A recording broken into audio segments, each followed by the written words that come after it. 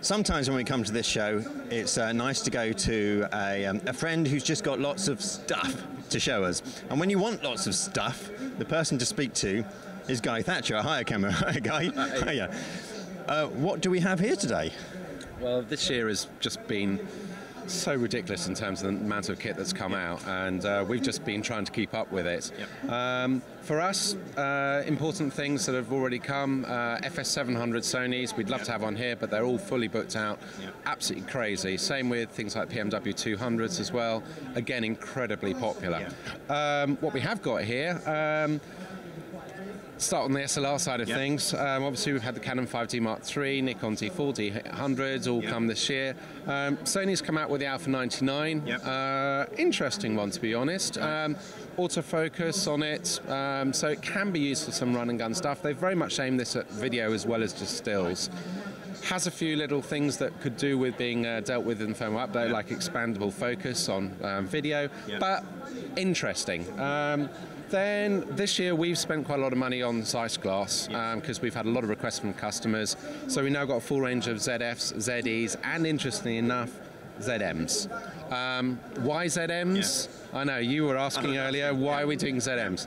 Very simply, if you've got something with E-mount, then or Micro Four Thirds, an adapter you can put M-mount glass on. And what that does, I mean, this is actually a Leica lens here, but I mean, it gives you incredible performance in something that's a really small form factor.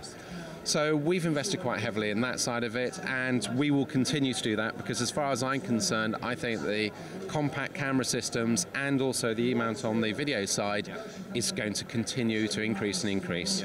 So there's no question over that.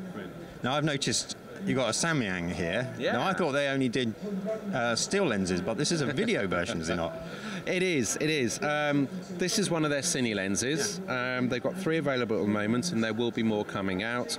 We do them in Nikon and Canon mount fit. As you noticed, it's declicked. It's really quite smooth as well, isn't it?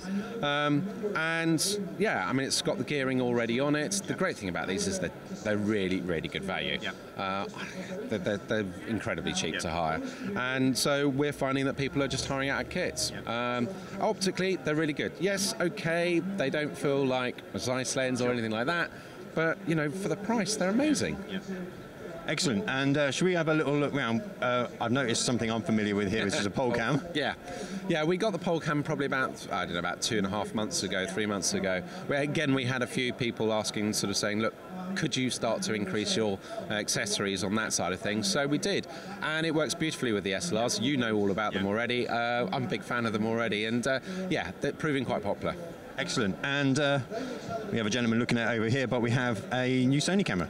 Yeah, this is the EA50, and I think this is really quite significant. This and the C100, I think, are really quite significant because there's always been a divide between those people who use sort of run and gun Z1s, Z5s, Z7s, Canon XFs, and the large sensor guys who use these kind of things, or C300s. And there's never been anything in between, and never the twain shall meet. And this is quite significant, is the lens on this, for one thing.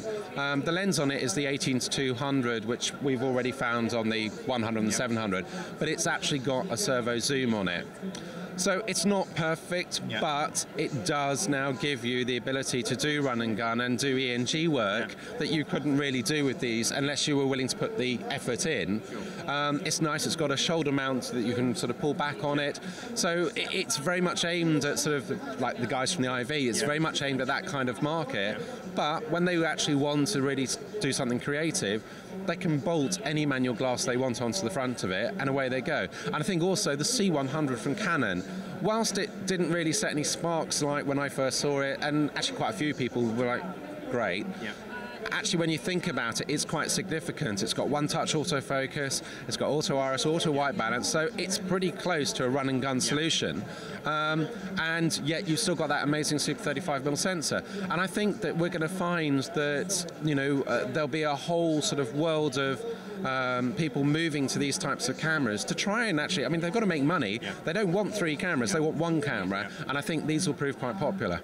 Great. Now, Guy, you always have a massive amount of stock and much more than you're just showing here. If people want to find out about hiring some kit from you, where should they go? www.haracamera.com. Guy, thank you very much. Thanks. It's always a pleasure to look around Guy's stuff, shall we say. Go and have a look at his website. Everything we're doing here at BV North 2012, you'll see at our website, which is broadcastshow.com.